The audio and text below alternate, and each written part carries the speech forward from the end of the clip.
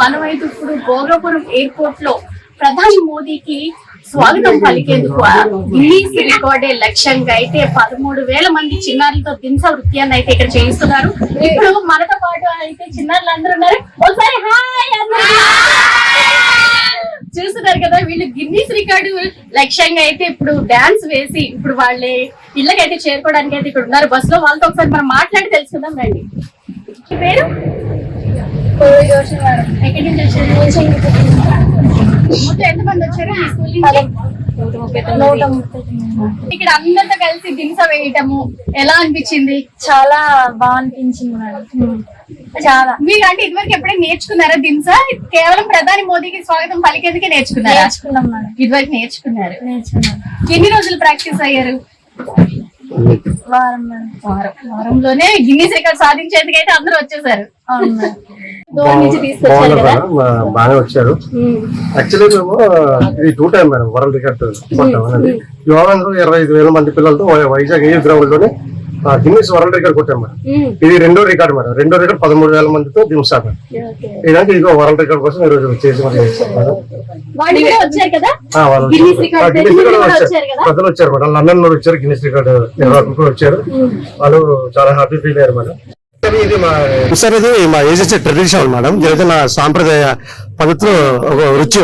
అవును,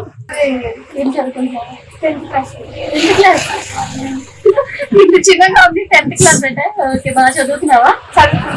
అండ్ ఇప్పుడు ఇక్కడికి వచ్చి ఇలా దింస డాన్స్ వేయటము గిన్నీస్ రికార్డ్ సాధించేందుకు మీరు సాధించారని చెప్పొచ్చు ఒక విధంగా. మీకు సర్టిఫికేట్ కూడా ప్రొవైడ్ అయితే చేశారు కదా, ఏమనిపిస్తుంది మీకు? చాలా బాగా అనిపిస్తుంది. హ్యాపీగా ఉందా? అందరితో కలిసి చాలా బాగా అనిపిస్తుంది. ఇక్కడ ఎలా ఉంది అకామిడేషన్? అది మీ టీచర్స్ కావచ్చు, అధికారులు అందరూ బాగా చూసుకుంటున్నారా?